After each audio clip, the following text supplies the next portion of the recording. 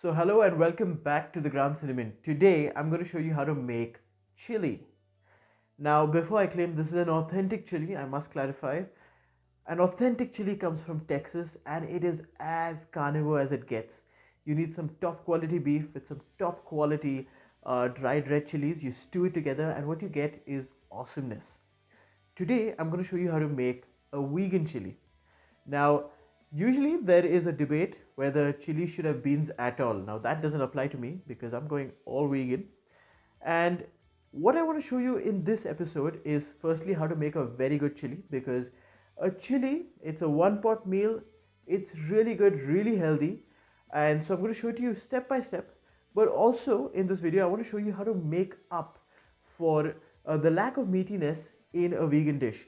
And today I'm going to introduce you a couple of products that are used in Indian cuisine that adds this amazing meatiness, and it's going to be a lot of fun. Let's get started.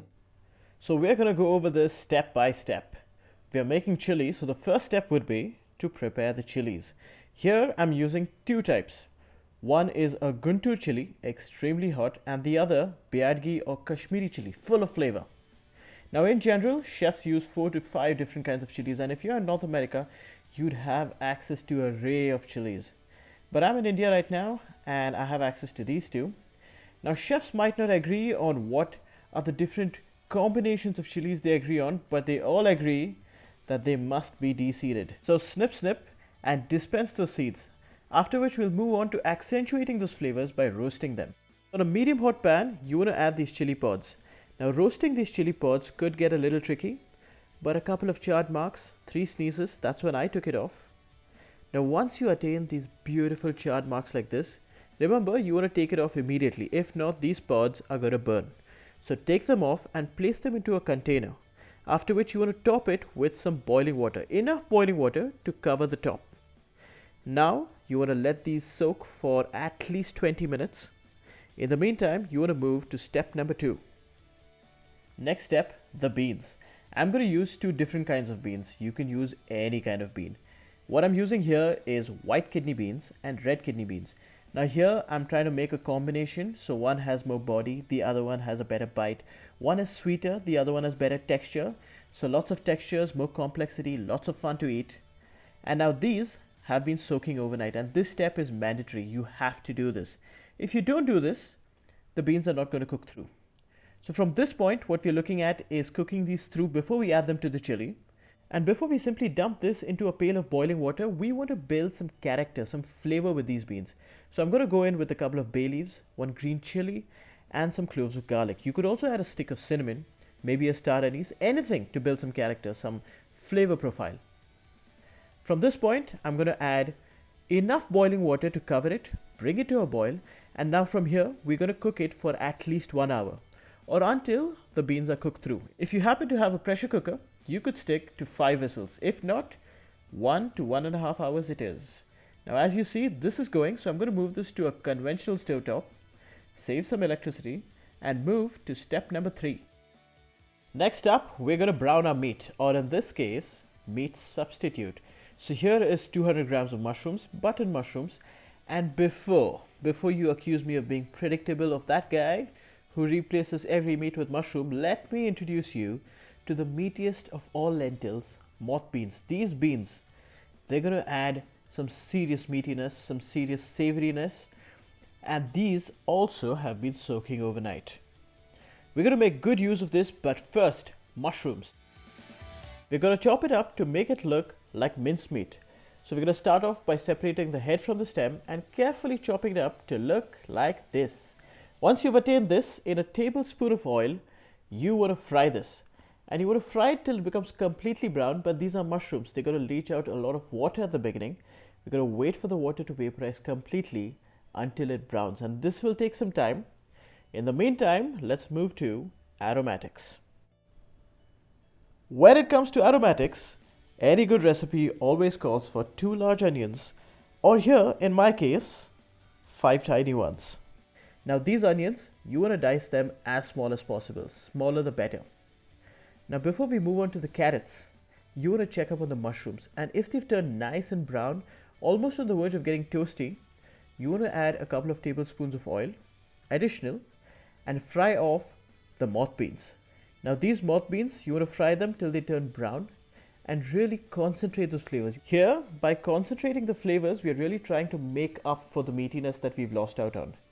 And these two ingredients, they're not the only source of meatiness. We're also going to add one more ingredient, and I'm sure you've got a hint from the title, haven't you? Next in the list of aromatics, 2 large carrots, or in my case, 3 tiny ones. Now these carrots, you want them peeled and you want them diced, again, as small as possible. Smaller the better. Now the onions and the carrots both have a similar job, and that is to add a hint of sweetness to the sauce. Now both are going to do the same job, but the sweetness they're going to add is slightly different. Once these are diced up, you want to go in with peppers or capsicums. So I like to go in with 1 large colored pepper and 1 green pepper. I like to do this because there's again sweetness coming from the colored one, and the green pepper is going to add some bitterness. This bitterness is going to add a little more complexity to the sauce. These capsicums, you want them diced a little large because they're going to stew for a long time and you don't want them to go completely mushy. Once you're done dicing your capsicums, your meat, your so-called meat, will have browned off completely, and what you want to do is drain it off. And into the same pot with a little more oil, you want to begin sweating your onions and your carrots. Now sweating the onions and carrots is going to take some time. It's going to take at least 5 to 10 minutes, probably 10. And this is a good time to work on your tomatoes. So here I have a kilogram of tomatoes. And if you see, I've done something to it which is completely optional. And that is, I have skinned them. I've blanched them off and I have skinned them. Now this half a kilo of this is going to be pureed, and another half I'm going to chop it up to keep the sauce a little chunky.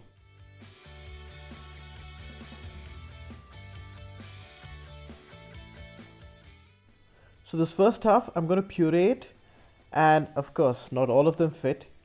Now when you puree your tomatoes, look at that, it's going to come out extremely pale, and that is a problem with fresh tomatoes.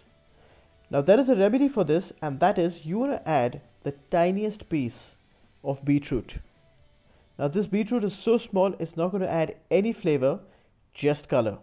And you will see the difference. You see that it actually looks like tomato puree now.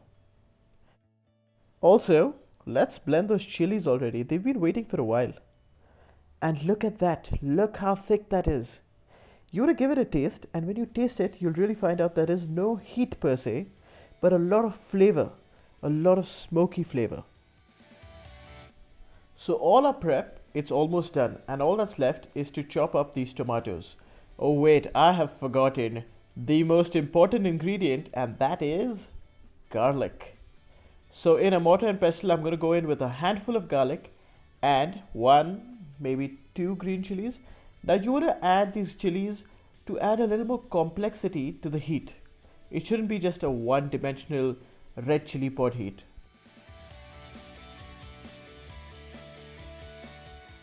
And before you add your capsicums, remember the capsicums we just diced, you want to add this paste, and you want to sweat this paste for about 30 seconds, about a minute, after which you want to go in with your peppers.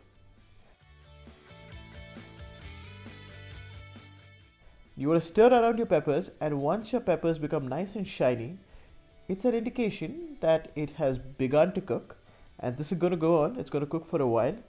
And now you want to go in with the most wannabe Indian twist ever. I'm going to go in with baby aubergines. Now these baby aubergines are going to add that additional savory note. This is that third savory note I was talking about. And here you want to cut it right in the middle, give it another cut perpendicular to that, after which you want to season it. You want to season the inside and add about 4 or 5 to this mix. Every member of the family should get one.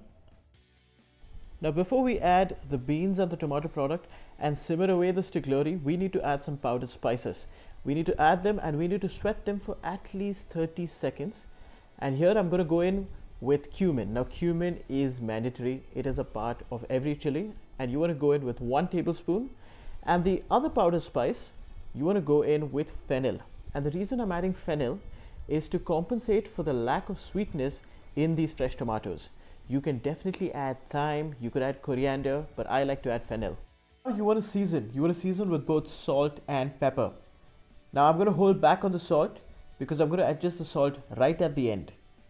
With the pepper, I'm going to go in with about 15 turns of the pepper mill. Now you want to go in with the beans. These beans have completely cooked through. I've also drained them fully. You want to send all of them into the pot, after which you want to add your tomato product. So the pureed tomato and the diced tomato. Give it a mix, after which you want to add the hero of this dish, which is our chili paste. Look at the chili paste, that thick chili paste, all of it, yes, all 16 pods worth of chili paste, all of it goes in. Give it a mix, after which you want to let this simmer for the next 25 to 30 minutes.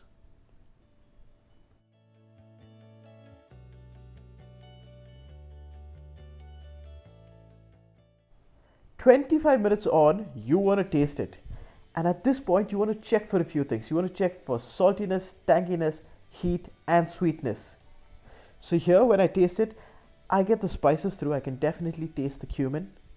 I feel the heat, but it definitely needs more salt. So you want to add at least 1 more teaspoon of salt. And those darn tomatoes, man. It lacks the sweetness and it lacks the tanginess. So how are we going to compensate? So very unfortunately, I will have to add 1 tablespoon of sugar. I'm going in with white sugar, but I would recommend you add brown sugar. It's much better. And you want to add juice of at least 1 more lemon.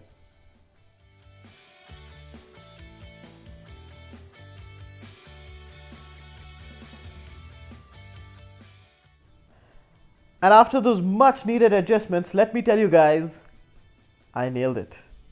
Now, I wouldn't lie, I am tempted to add the juice of another half of a lemon, but you know what, I'm going to hold back because at this point, it is simply perfect. All that's left is to garnish it with some coriander and get serving. Now, you can serve this with tortillas, you can serve it with a crusty bread, you can serve it with white rice. It has variety and it has comfort. This chili is simply awesome.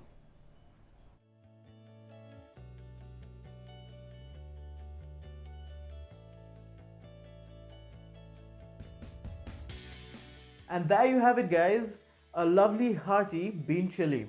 Now, a bean chili is amazing because it is extremely healthy. Also, you can have it at any time of the day: breakfast, lunch, supper, dinner. You can also have it in a variety of ways. Now, you can have it with white rice. It's one of the easier ways to have it. You can have it with a lovely crusty bread. Not with any bread, you don't want some white bread, you want a lovely dense crusty bread. And if you want a good recipe for it, do check the description box for my recipe for a lovely ciabatta. You can also have it with tortillas, and I'm going to leave a link for that also for my pork caffriel recipe, in which I have an in detailed recipe for flour tortillas. My favorite way, by the way, to have it is with tortilla chips, and you can just scoop it and keep going. It's amazing to have. Also, I hope you enjoyed this video. I know it was long, but I tried to make it as in-depth as possible. And do make it at home because it's quite an asset to have this recipe. And do support us by liking, sharing, and subscribing. Thank you so much for watching.